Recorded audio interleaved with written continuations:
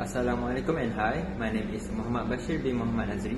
My student ID 2023804022 from group RAS 1201G. It's an honor for me today to stand in front of you to deliver a presentation. My topic of my presentation is ionic bond. First thing first, I'll start with the introduction about the ionic bond. So, what is the ionic bond? Ionic bond is the electrostatic force of attraction which holds the two oppositely charged ions together.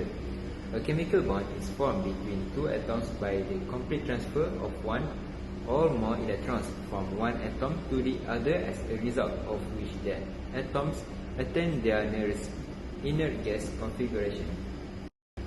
Then, how the ionic bond occur when we hear it that the bond involved with two oppositely charged ions?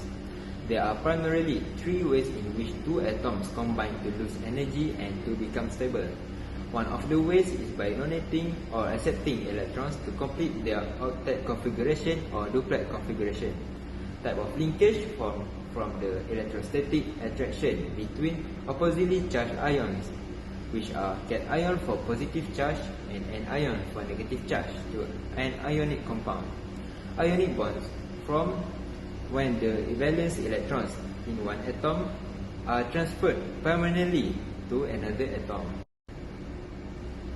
Thus, we need to know too about the charged ions. There are two charged ions. Cation is one that loses electron and donate to another atom to achieve stability electron arrangement. It becomes a positively charged ion. Cation is likely more to be with elements in group 1 and group 2, which is an element metal. Then we'll talk about an ion. An ion is an ion that gains electron and receives from another atom to achieve stability electron arrangement. It becomes a negatively charged ion. An ion is likely more to be with elements in group 16 and group 17, which is a non-metal element. Then, we move to another fundamental about the ionic bond, which is the properties of this bond. Firstly, ionic bond is the strongest of all the bonds. This is because the existence of the strong electrostatic forces of attraction between oppositely charged ions. And then, the ionic bonds are the most reactive of all the bonds in the proper medium.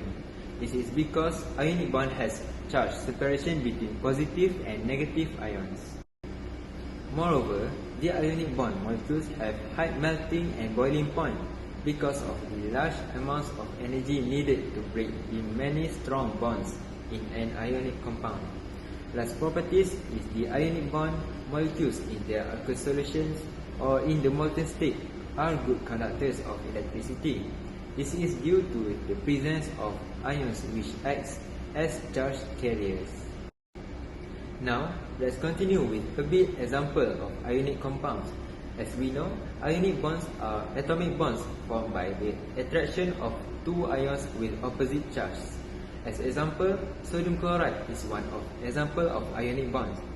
Sodium ion is become as cation and chloride ion is become as anion. And another one is sodium bromide. Sodium ion is cation and bromide ion is anion. So now, we go to the conclusion. The conclusion is ionic bonds are atomic bonds formed by the attraction of two ions with opposite charge. Cation for positive ions and anion for negative ion. The bond is usually formed between a metal and non-metal.